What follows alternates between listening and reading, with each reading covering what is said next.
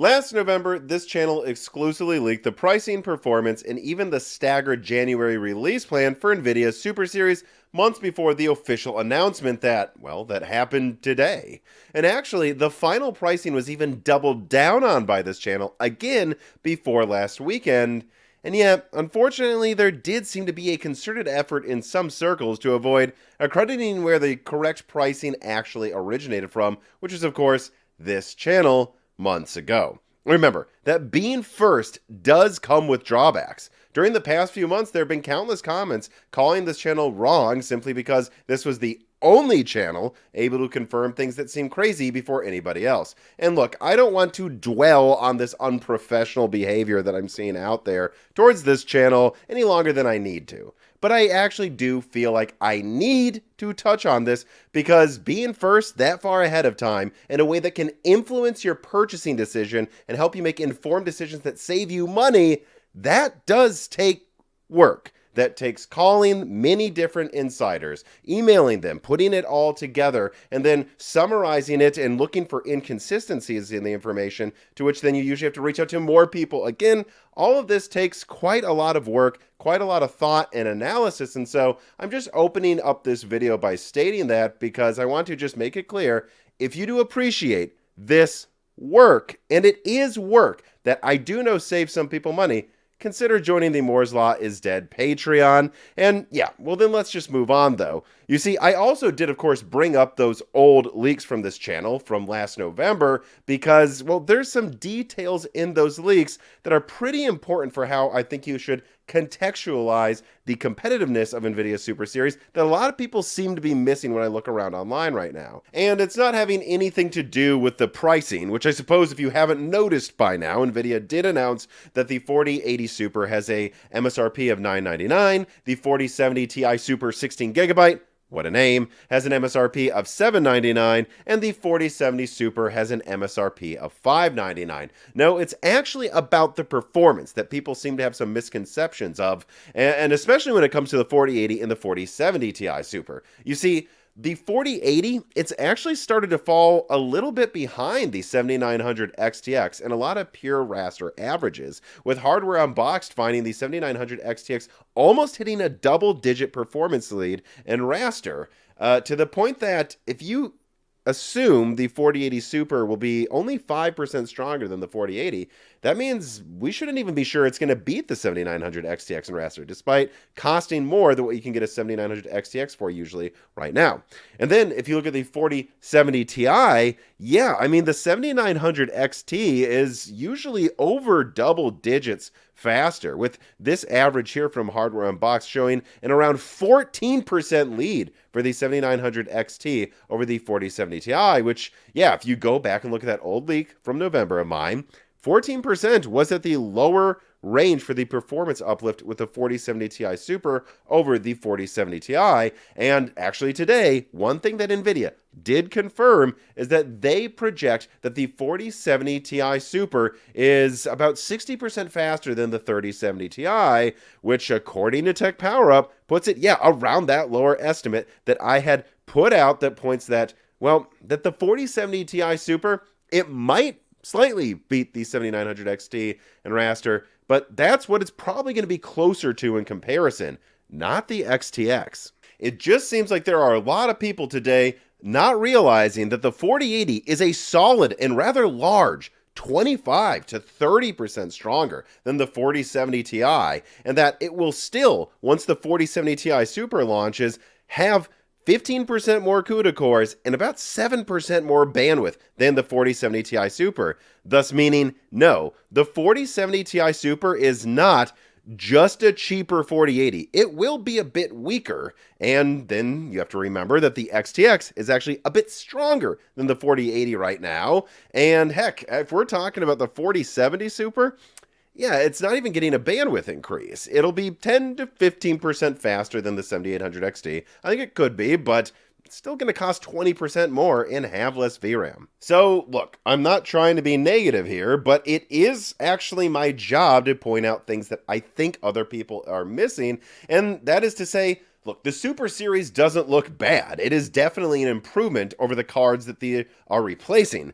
But some people are acting like this was a knockout blow, even though in all scenarios, Nvidia's supercards that are about to launch are going to cost more than their AMD counterparts, have less VRAM, and have roughly the same, if not less, raster performance. This isn't a knockout blow. I don't see this as a situation where AMD can't easily respond. In fact, some would argue AMD almost doesn't need to respond because on paper, they kind of have better price performance. But of course, look, Nvidia's always announcing new features like they did today that give them a little bit of an edge. And there are, well, I think most people, I would even say generally speaking, me included, if I saw one level of raster between an AMD and Nvidia card, all else things being equal, I would probably pay a little more for the Nvidia card. So I do think AMD should and likely will respond to the super launch. But what will they respond with? What prices will they go down to? And really a better way to put it, what can they afford to give as price drops for their existing lineup? I'm going to talk about that and also leak availability information I am hearing for the 7600 XT and the supercards. But first, an ad from a sponsor. Jessie sometimes needs a bit of encouragement to do the right thing.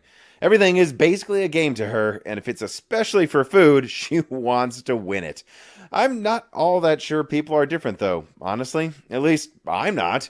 I often concentrate better on something if there are basic rewards and entertainment involved. And I can't help but wonder why more companies haven't realized this, that people learn better when it's fun and kind of gamified. But at least one company has, Boot.dev. This piece of content is brought to you by Boot.dev, a company that's trying to tackle the hardest problem with teaching backend development through e-learning. Boredom. That's right, boredom. And it can be done, they think, using tactics learned from modern game design. They use hands-on lessons that balance theory with practice and make things fun by allowing you to earn XP, levels, and achievements, and complete quests to get top spots on global leaderboards. The platform is designed to get you writing a ton of code because getting your hands on the keyboard and shipping projects is really the only way to learn this. And don't worry, it is designed to teach you back-end web development from start to finish with both Python and Go programming languages at a pace that you are comfortable with. And there's an active Discord community to help you learn collaboratively if you ever have a question. Support Moore's Law is Dead by clicking on the link in the description box and use code BROKENSILICON to get 25% off your first payment at boot.dev. That's 25% off your first month or year, depending on the subscription you choose. And remember, using code BROKENSILICON helps the channel a ton, and even just clicking on that link in the description helps as well. Check out boot.dev today. All right, so now let's transition from talking about what Nvidia announced today to what AMD is likely, or at least possibly able to do as a response to Nvidia's Super Series. And I would say there's really two distinct directions AMD can go in. On the, let's say, lazy, less aggressive side, I would call this the keeping the status quo. On this side, this would be a response where AMD is doing something we know they can easily afford to do without caring really much at all, and is unlikely to change the status quo that we saw last quarter, where AMD is selling well, but not entirely crushing Nvidia at every tier. Now, then on the other side, the ultra-aggressive price drop side, I would call this one the knockout blow side. A side where if AMD really went for it, they could maybe make the situation and price performance worse versus what Nvidia has compared to what was before, where Nvidia is actually in a worse position compared to before they launched the Super Series. Now, let's start, of course, with the status quo lazy side. So that would just be $899 for the 7900 XTX, $749 for the 7900 XT, and then just not really touching the rest of the lineup. And of course, we know they could afford to do this. Right now, if you went to 900 and 750, that's barely any lower than what the street price is for the XTX and the XT right now for the 7900 series out of AMD. And the 7800 XT is selling very, very well where it is already. Maybe sales would drop off a bit versus the officially price dropped 4070, but I still think plenty of people would choose the slightly cheaper 16 gigabyte card with faster raster over the 12 gigabyte 4070. Sales would go down for AMD in some departments a little bit, but overall I think things would stay largely the same with just slight improvements everywhere. All right, now that's the lazy side. Now, the aggressive decimation side would be if AMD went to $799, $699, enforced $499 on the 7800 XT, and then maybe did a slight price drop on the 7700 XT. And again, I want to be clear about this one. At this tier, or this option, AMD could afford to do it. We've, again, already seen the 7900 XT at times hit $700. The 7900 XTX hit $800, or certainly below $850. So this is the lowest I think AMD would go. Not saying they will do this as aggressively for each one of these cards, but this is the lowest AMD could afford to go based on what I know, which is, again, 800 and then 700 and then 500, but actually lowering prices behind the scenes to partners. So the 7800 XT is actually on average 500 and sometimes a little below MSRP. And then, I don't know, 430 for the 7700 XT. I want to be very clear about this because some people are acting like this wouldn't be that much of a deal, or at least I've seen some discussions that there's nothing AMD could do. Right now, if AMD put the XTX at $800, they would be selling a card that likely trades blows with the 4080 Super in performance, will be in the same price as the 4070 Ti Super and having 50% more RAM than that Ti Super. That would be a knockout blow. I am confident most people going into a store would see that and choose that over either the 4070 Ti Super or the 4080 Super. And that should worry Jensen, because AMD could afford to do that. I just don't think they would want to. And the same really goes for the 7800 XT if it were to actually be at 500 or slightly lower. Again, the 4070 Super is going to be like 10 to 15% stronger. If AMD just ensured it was like a solid 15% cheaper with more VRAM, I think the 7800 XT would continue to sell pretty dang well. All right, so I just stated the easy, lazy option, and also what I believe is the lowest AMD would even consider going with a response to the Super Series in terms of price drops. What do I actually think AMD is going to do? Well, I guess really the more accurate way to put it would be, what would I do if I was AMD? If I was in the boardroom there, what would I recommend? I would recommend a mix of both. I would say the 7900 XTX, all they need to go down to is $849. That's the lowest. Any lower, and I don't think it's actually going to make that much of a difference. I think anybody going into a store would see the 4070 Ti Super at $800, and by the way, most of the models will probably be above MSRP. I'll get to that in a second. And then they would see the 7900 XTX for roughly the same price, but that 7900 XTX is going to be about 20% stronger with 50% more RAM. That easily meets my overall 30% better rule that I've talked about in the past. Any lower than that, I think you're going to like a 40%. It's just overkill. And yeah, the 7900 XT, I would actually push that one down to the minimum if AMD can afford it. Whatever the lowest is, I would go to, because you want to have it be at least a solid, I think, 10% cheaper than the 4070 Ti Super, because it's about the same performance and people want those Nvidia features. But if someone goes into a store, I believe at least 10% cheaper, so maybe 730 or 700 is the reasonably lowest amount where they go, this is 10% cheaper, same raster, and it has more VRAM. Yeah, I'm going to choose the 7900 XT. I still think some people would, of course, choose the 4070 Ti Super, but I don't think everybody would, and I think a lot of people in the middle would still choose AMD. And ultimately, I don't really think AMD needs to drop the price, even the street price on the 7800 XT, that much, just maybe slightly reduce channel pricing to their partners so it gets a little closer to MSRP. And I don't know, I do think there should be a slight price cut to the 7700 XT if they really care, but maybe they don't care about the 7700 XT. Maybe what they produced is what's going to be the volume there for a while. And really, when it comes to talking about countering the Super, it's just about making sure they keep at least the pricing advantage that they had about a month ago moving forward. And I think what I suggested would get them there. But, you know, another reason I don't think AMD needs to be hyper aggressive with all of their lineup right away is having to do with availability, which gets me to a leak that was actually in the title of this video. So let me throw these quotes on screen here for the RTX Super Series availability. Now, source number one, who is a global distributor, one of my best sources for years when it comes to this type of stuff, told me that the way they would put it is Nvidia is preparing as many super cards for launch in Q1 as you would normally allocate for a single launch in that quarter. But remember, this is in total for 3 launches. So it's what you would normally supply for one launch split amongst 3 different cards. So it's not going to be complete unobtainium, but it's not great. And then a second source, somebody who works at a major retailer, tells me that from what they are gathering, this is likely going to be a light launch because things are still fairly quiet. So unless there's a big surprise, and if there is, of course, I will tell you all around when these cards are launching, at least from what I'm hearing from retailers, they don't expect a ton of supply outside of the 4070 Super, and even that one's only going to be an okay launch. And then everything else is, well, just kind of going to have a mediocre to low availability launch. Not nothing, but not a lot. And then after that sells through, probably fairly quickly, that's it. Maybe until, I don't know, March. Because again, nobody's hearing about a lot of resupplies over the next month. And then we hit the Chinese New Year where things shut down in the supply chains for a few weeks. And so that basically gets us to March when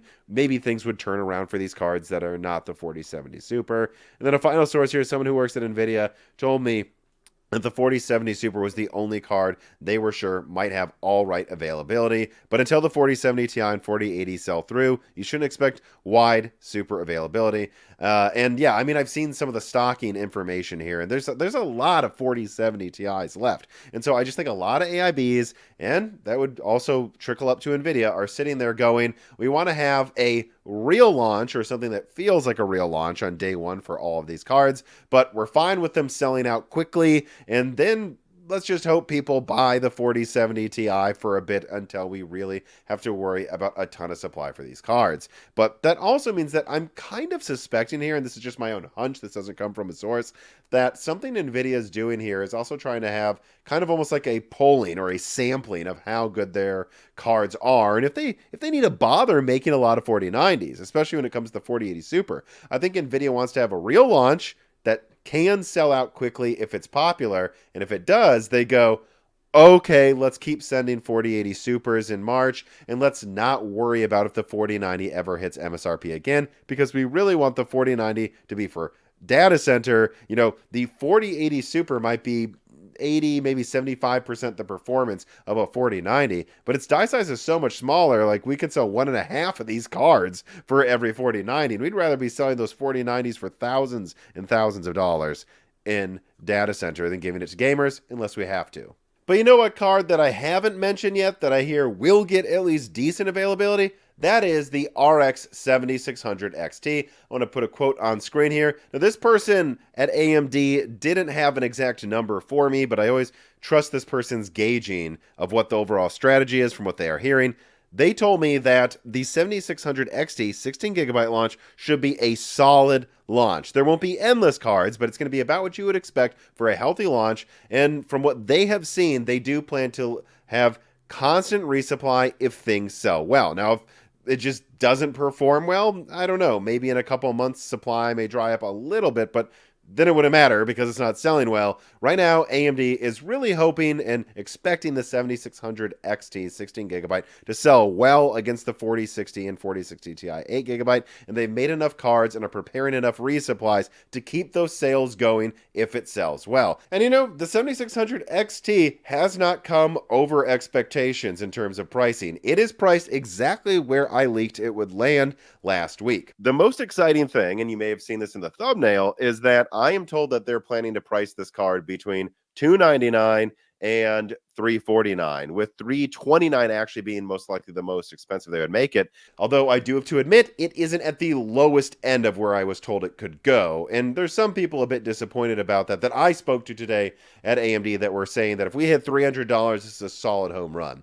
But whatever. So it's not a home run. I still think it's a solid offering with solid price performance. It's actually priced compared to the best-selling AMD card right now, the 7800 XT, exactly in line with it in terms of price performance. And so I'm sure that's what AMD was thinking when they put it at $330. It's at the same price performance level as the 7800 XT with the same amount of RAM, despite being way cheaper. And, you know, if you compare it to the 4060 Ti 16GB, the 4060 Ti 16GB is usually around 50% more expensive, while only being 15% stronger. So that gets you within that 30% price performance benefit rule that I came up with that I've noticed makes an AMD card sell well. It's actually within it compared to that card. Although, to be fair, the 4060 Ti is a card everybody hates.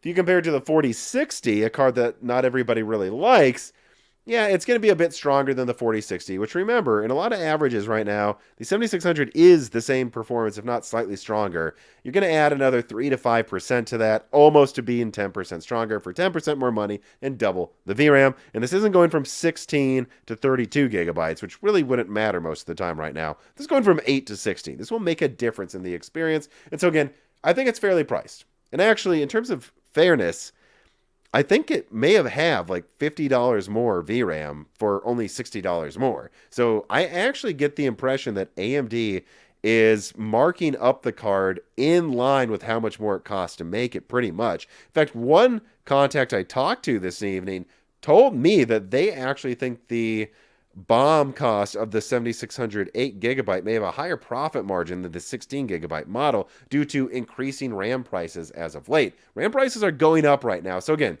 I wish AMD would have charged $300, but I did hear $330 was the other option, and it isn't above that, and I think it's fairly priced when you consider that I don't think they're actually charging that much more than what it costs to make it be 16 gigabytes anyways. And what else is there to say? Well, I guess the only other thing I really want to say about all these graphics cards that I've been talking about is which ones would I recommend right now? And the answer is, honestly, the 4070 Super is coming out in a week. What if we see that it underperforms expectations a bit, or that the availability is even worse or better than what I said it would be? At this point, I think the only recommendation I can give people is, unless you absolutely need a new card right now, I probably wouldn't buy any cards. I mean, this is the time to wait. Wait till all these cards are out. Wait to see what AMD's response is, and then make the decision. Although, I guess if you had to buy now, the cards that I like are a 7800 XT, if you can find it at MSRP, or the 7900 XT, if you can find it below 750. But outside of that, I think it's time to play the waiting game a bit and see where things land. And outside of that, I'm actually not going to talk about the 8700G or Hawkpoint today, because Intel's going to have some new announcements tomorrow, and I will be covering that with Brian Heemskirk, a game developer. So in that Broken Silicon, this week is when we will cover Hawkpoint, 8700G, Intel's announcements, in addition to also probably discussing the stuff I've talked about today a bit. Remember, if you join the Moore's Law is Dead Patreon right now at the lowest tier, you can submit questions to me and a game developer for free to ask us or give us your thoughts on all of these things that are being announced at CES right now. We cannot do this without our patrons, but also, of course, please make sure that you're subscribed to the Moore's Law is Dead YouTube channel. Ring the bell button. Tell your friends about us. Comments, all of this helps the algorithm a lot. But no matter what, though, I do just have to say, if you made it this far in the video, thank you for watching.